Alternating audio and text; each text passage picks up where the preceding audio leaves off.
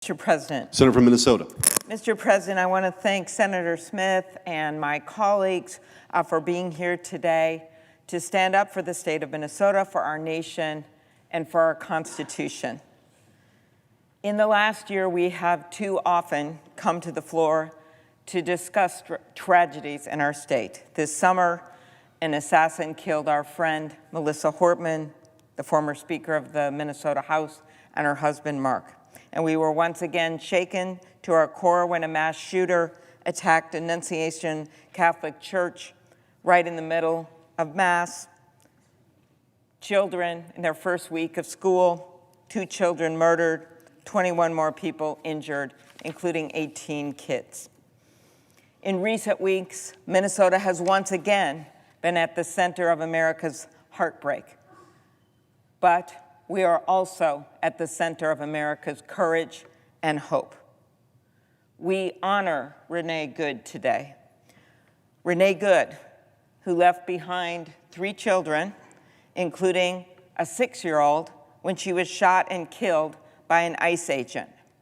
Her wife said this: kindness radiated out of her. She literally sparkled, and asked everyone to honor her memory by living her values, rejecting hate and choosing compassion. We also honor the memory of Alex Preddy, a VA intensive care nurse who did one of the most selfless jobs people could think of, caring for our veterans, often in their final hours, a man described by his friends and family as a kind-hearted soul. Both Renee and Alex should be alive today. Mr. President, it is not just these horrific killings.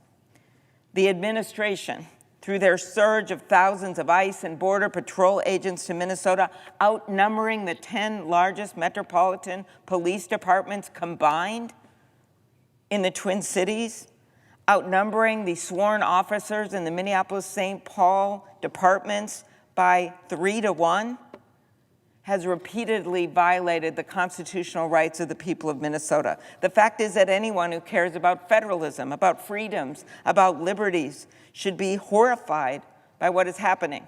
If you care about the Constitution, I say to our colleagues on the other side of the aisle, you should be horrified, because what is happening in our state has been a violation of the First Amendment, the right to assemble.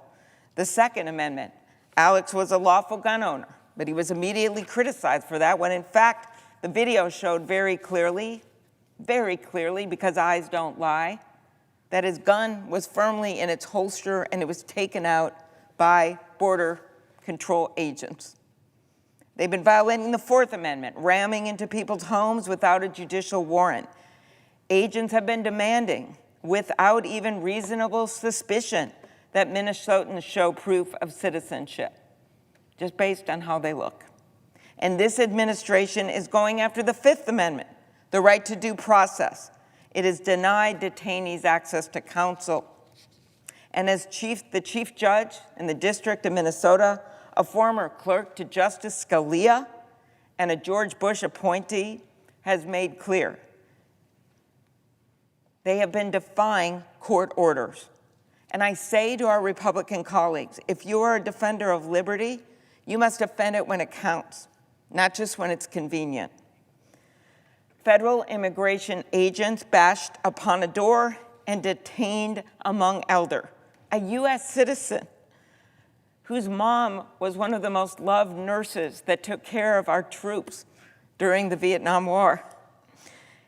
They held him at gunpoint without a warrant, took him out of his home in his underwear with nothing but Crocs on his feet, took him into a car, drove him around for an hour, and then they later discovered they had the wrong guy, and in fact, the guy they were looking for had been in jail all along. We've all seen the photos of the 5-year-old, little Liam, standing there scared in his blue rabbit hat with floppy ears and Spider-Man backpack as agents apprehended him. This administration sent a 2-year-old to Texas. Despite a pending court case, the order was issued, but they didn't want to wait for that, sent the 2-year-old to Texas when the mom was waiting back in Minnesota. Thanks to the late night work of my staff and several local lawmakers, She's been reunited with her mom. But it should never have come to this. A court case was pending, disregarded. In another instance, a U.S. citizen was forced to the ground, placed in a chokehold, and held at a detention center for hours. He offered multiple times to show his U.S. passport, but was ignored.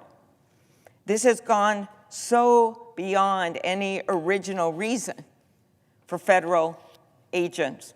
It has gone well beyond the fraud investigation. That was a good reason to bring people to help.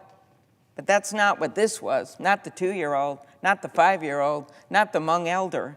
Way beyond apprehending violent offenders, not the 2-year-old, not the 5-year-old, not the Hmong elder.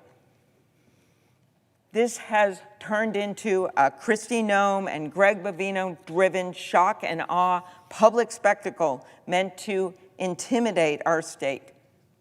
In fact, Pam Bondi, on the same day Alex was killed, sent a letter to the governor of Minnesota saying the administration would remove these 3,000 ICE agents if Minnesota violated the privacy of its citizens by turning over their personal voter data, something Republican Secretary of States in states like Georgia have refused to do.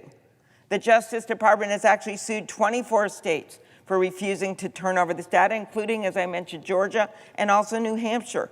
3 district court judges have dismissed these cases. It is clear that our state's being targeted, but they've tried to get this data in 24 states. Now they'll say, we'll bring out the ICE agents.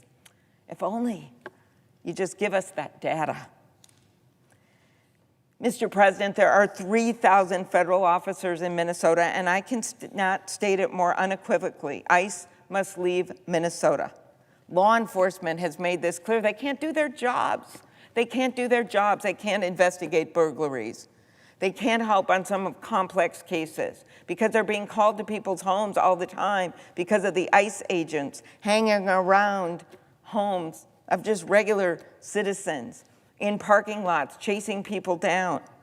Local businesses, business leaders have come out and said, enough.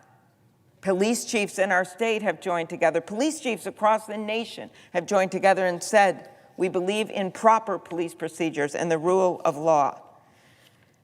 But the biggest story out of this is the everyday people, the ordinary people doing extraordinary things. They've rallied together, brought food to their neighbors, drove other kids to school, showed up for small businesses, and marching 50,000 strong. I was there. I saw it. 50,000 peaceful marchers in -10 below weather. You know, 250 years ago, our nation declared independence from a king. Our nation was born from a deep revulsion to the idea of an illegal occupation, a standing army of British troops literally taking over our streets, demanding to see papers, acting with cruelty, resorting to violence. In those times, newspapers shared what was happening. Well, today, Americans are seeing it firsthand on video. Americans heard Renee Good's final words to the officer who shot her, "I'm not mad at you."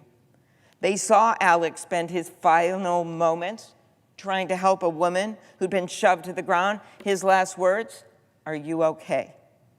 And just as Americans fought for liberty 250 years ago, they're standing up for liberty now. People across the country are speaking out against this cruelty. And, of course, it is good that Bovino was removed. Other people have to be removed too. Kristi Noem shouldn't be in her job anymore. But mostly, we need these ICE agents out of Minnesota. And we hope that happens soon. Border Patrol, they've began that removal, but the ICE agents have to get out of Minnesota. It is a very dangerous situation. I spoke with Alex's parents the next day after we lost him.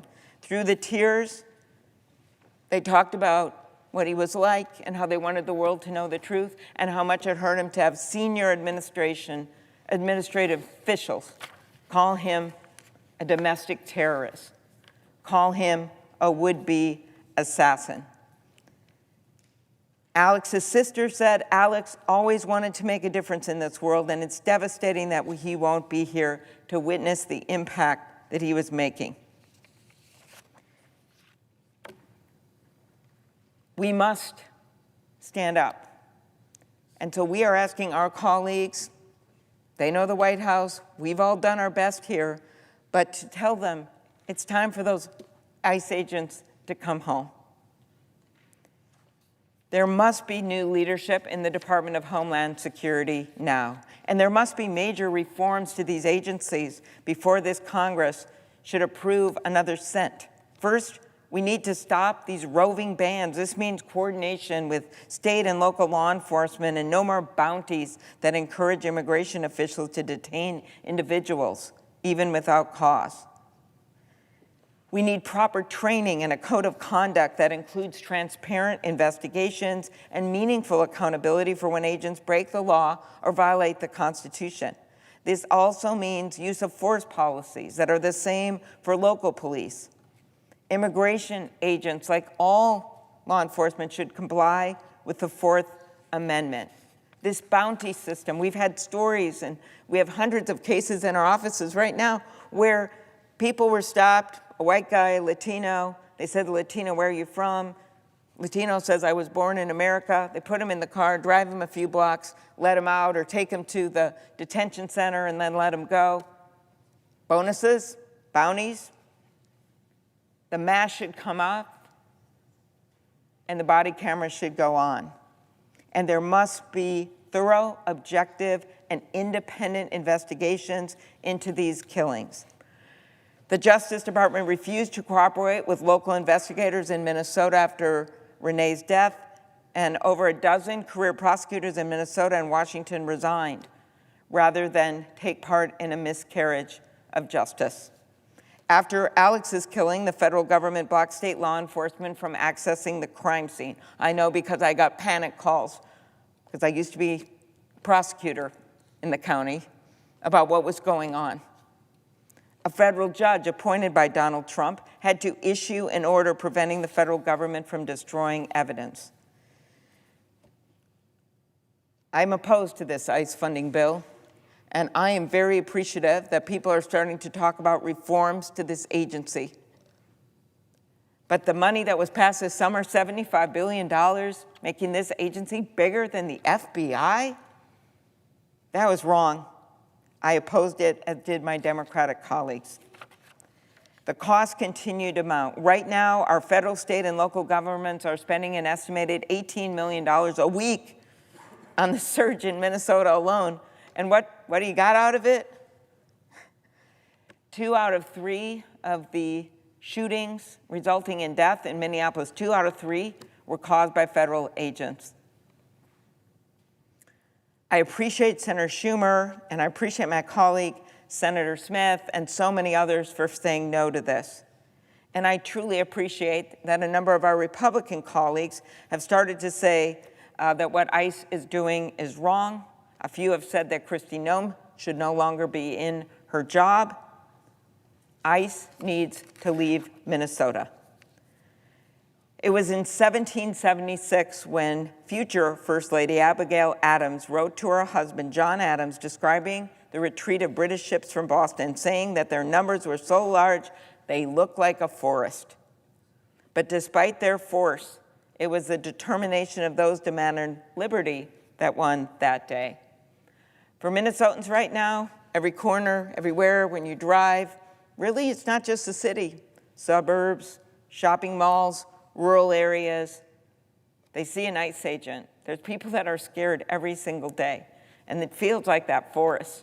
But out of that forest comes these people of our state that are willing to stand up, citizens that are willing to stand up to help people they may not even know, because they understand what's at stake for the liberties of this country.